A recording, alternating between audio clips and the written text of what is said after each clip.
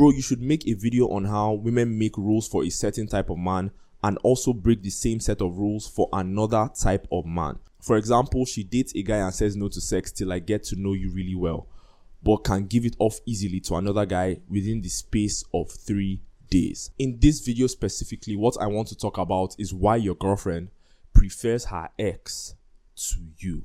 Why your girlfriend treated her ex better than she treats you, and why your girlfriend treats other guys better than she treats you. There's going to be a lot of bitter truths in this video, so get ready, buckle up, and make sure you watch till the end. Let us start from what a woman would tell you when she behaves like this, right?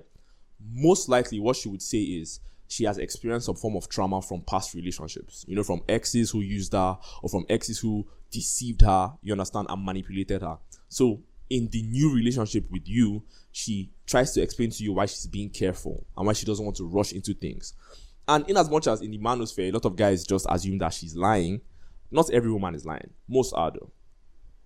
Most are, but not all are lying. Because truthfully, a lot of women around have been used and misused and dumped by a lot of guys, right? A lot of women have been manipulated by a lot of guys. So those women, if they are going into another relationship, it is common sense for them to want to be a little bit more careful, right?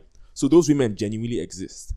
What I would say though is, if you as a guy comes across a woman like that, she explains to you why 2 months have passed and you guys have not made out even once, or she hasn't shown any form of physical attraction towards yourself, and she tries to explain to you that, she has had all this happen to her. Even though that might be true, if you decide to walk away, you are well within your rights. And why this is the case is, let me give a very simple example.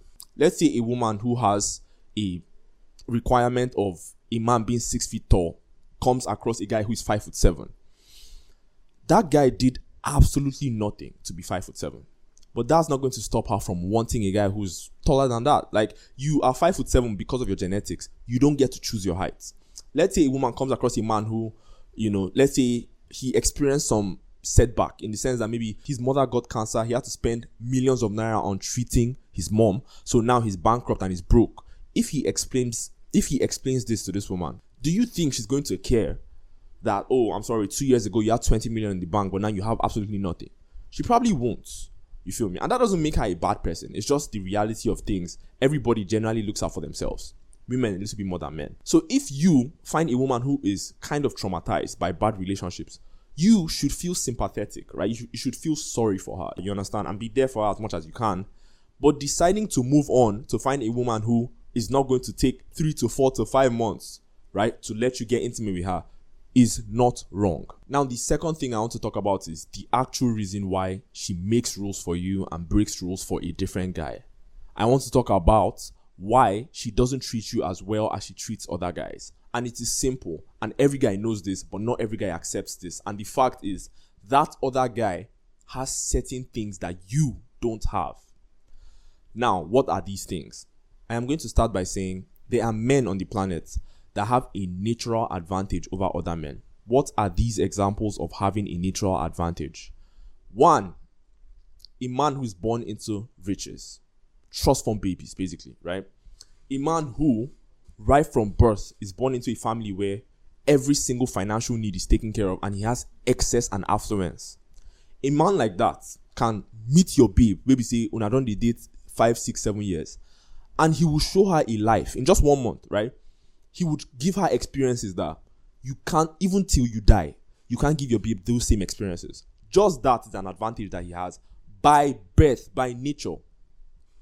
The second advantage is the advantage of looks and height. There are certain guys that had to do absolutely nothing but be born with certain genetics. He could be 6'4" with an athletic build and a rich family as well. How do you beat that?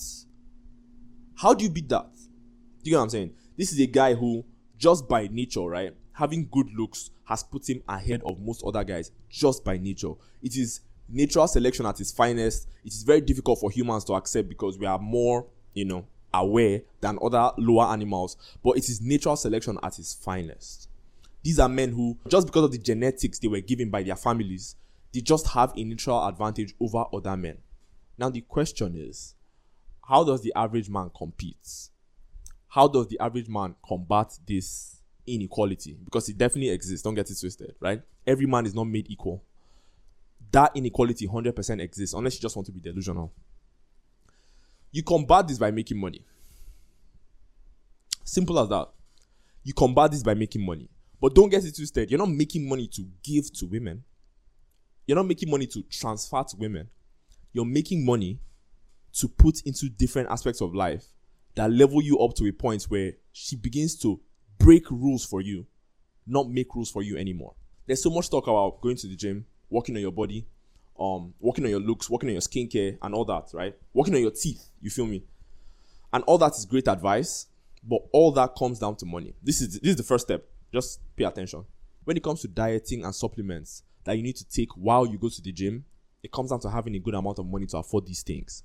Gym subscription comes down to money, right? Skincare products, very expensive, comes down to money. Money for veneers or to whiten your teeth comes down to money. Step 2 is, if you are a man who has been in the masculinity space for a while, for a couple of years, if you're a man who was naturally born to a masculine father who taught you how to be an actual man, you making money, right? You making money puts you ahead of most other men out there, because what this helps you do is, right, everything you've learned about being stoic, about being calm, about smiling but not laughing like a jester, right, about having emotional control, about being able to maintain frame, everything you've learned about being an attractive masculine man is easier to apply when you have a good amount of money. When you're able to use this money, right, not just transfer it to women's accounts, but to use that money to give women certain experiences that other men can't give her, she suddenly begins to break rules for you and make rules for other guys. So it just comes down to money. The difference though is, what makes you stand out from other men who have money, right, is you understand a lot of things that they don't understand. You don't buy a woman an iPhone and then because she suddenly stops talking to you, you make a fuss about it on social media and tell her that you must get the iPhone back. You know not to do that. You understand that the money is a means to give the woman experiences that she can get nowhere else, and not just to buy her things. Being a masculine, calm, and stoic man is way more attractive when you do it in a freaking private jet compared to in a one-bedroom apartment. It's just what it is.